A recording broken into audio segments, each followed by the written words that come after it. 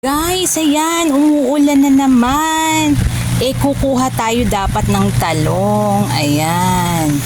Kasi may bunga na yung talong namin. Ayan, oh. Ayan, may bunga na naman. Tapos, ayun pa. Ayan pa, Nasa na siya? Ay, magpakita. Ayan. Tapos, eto pa. Oh, daming bunga ng talong. Ayan pa, hindi pa tayo makapanguha. Maya kukunin natin yan ang talong natin. At syempre meron pa pala dito sa dulo. Diba umuulan ngayon. Mamaya kukunin natin yung mga talong na yan. Tayo ay magprito ng talong. Diba? Yan ang pag may itinanim, may aanikin.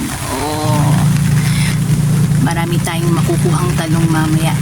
Kaya masarap kumain. Umuulan pa naman ngayon. So tamang-tama ang pagpiprito natin ito.